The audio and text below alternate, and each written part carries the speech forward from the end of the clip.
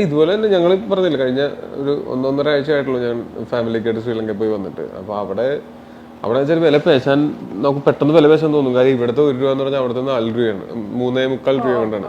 അപ്പൊ പെട്ടെന്ന് ചെറിയ സാധനം 4,500 രൂപ പറയും. 4,500 രൂപ നിങ്ങൾ എന്താ പറയുക, 100 രൂപ വരും എന്ന് പറഞ്ഞാൽ അല്ല, അങ്ങനെ ഈ കൺവേർഷൻ ചെയ്താൽ. പക്ഷെ എന്നാലും അവിടെ 4,500 രൂപ എന്ന് പറയുന്നത് ഡിവൈഡഡ് ബൈ 4 ആണ്.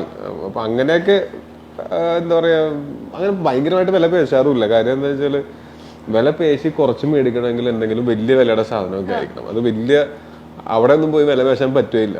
പിന്നെ ഈ പാവം പിടിച്ച ആൾക്കാരുടെ ഈ 50 രൂപ 100 രൂപയൊക്കെ വില പേശി മേടിക്കണം, അത് മോശമല്ലേ? നമ്മൾ അപ്പുറത്ത് അത് പോയി മേടിച്ചിട്ട് ഇവിടെ വന്നിട്ട് ഇങ്ങനെ പറയുന്നതിലൊരു ഔചിത്യക്കുറവുണ്ട് എന്നുള്ള കാരണം കൊണ്ട്. എന്നാലും ഭയങ്കര ഓവർ പ്രൈസ്ഡ് ആയിട്ട് ഇപ്പൊ ഈ ടൂറിസ്റ്റ് ഡെസ്റ്റിനേഷൻസിലൊക്കെ പോയി കഴിഞ്ഞാൽ ഭയങ്കരമായിട്ട് അവര് കൂട്ടി പറയും, ആദ്യം തന്നെ കൂട്ടി പറയാം. അപ്പൊ പറയാം അതല്ല, ഇതിന് പറ്റുന്നൊരു പൈസ പറ എന്ന് പറഞ്ഞിട്ട് നമ്മള് ഒരുപാട് അങ്ങോട്ട് അവരെയും വെറുപ്പിക്കാതെ നമുക്കും ബാക്കി അല്ല, ഒരുപാട് അങ്ങോട്ട് വെറുപ്പിക്കാതെ നമുക്കും വലിയ നഷ്ടമില്ലാത്ത രീതിയിൽ പറഞ്ഞ്. അല്ല, ഞാൻ അങ്ങനെ ഭയങ്കരമായിട്ട് പൈസ ചെലവാക്കുന്ന ആളല്ല, പിശുക്കനാണ്. പക്ഷെ അത് അവസാനമായിട്ട് ബിവറേജസിൽ പോയത് എപ്പോഴാണ്? പോയി എന്തെങ്കിലും ക്യൂ നിന്ന് മേടിച്ചിട്ടുണ്ടോ? ക്യൂ നിന്ന് മേടിച്ചല്ലേ, ഞങ്ങൾ ആക്ച്വലി ഹണി ബി പടത്തിന്റെ പ്രൊമോഷന് വേണ്ടിട്ട് ഇവിടുന്ന് ജീനന്റെ ഒരു ഐഡിയ ആയിരുന്നു. ഇവിടുന്ന് നമുക്ക് കൊച്ചിയിൽ നിന്ന് നമുക്ക് മേളിലേക്ക് മറ്റേ മലബാർ സൈഡ് മേളിലേക്ക് പോണ വഴി പല പല മെയിൻ ഡെസ്റ്റിനേഷൻസിലെ ബിവറേജസിൽ ചെന്നിട്ട് ഹണി ബി മേടിക്കുന്നു, അതിന്റെ കുറച്ച് ഷോർട്സ് അങ്ങനെ എടുത്തിട്ട് പോവാ ഓരോരോ സ്ഥലങ്ങളിൽ. അല്ലാത്ത പോയിട്ടില്ല. ഇല്ലില്ല, ഞാൻ പോയിട്ടില്ല. ഇല്ല, ആരെങ്കിലും വിടുള്ളൂ. അതായിരിക്കാം, പക്ഷെ ഞാൻ പോയിട്ടില്ല. പക്ഷെ എന്നിട്ട് ഇങ്ങനെ പോയിട്ട് മലപ്പുറത്ത് ഏതൊരു സ്ഥലത്ത് ഇതേ സംഭവം തന്നെ നടന്നു.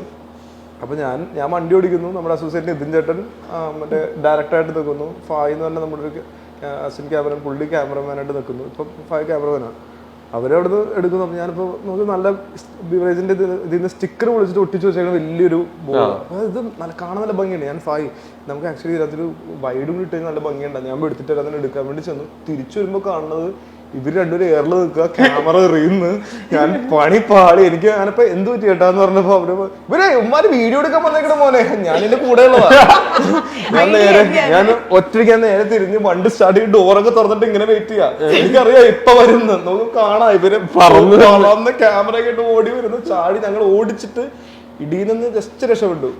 പുറകെ ഓടി വന്നു വണ്ടിയുടെ.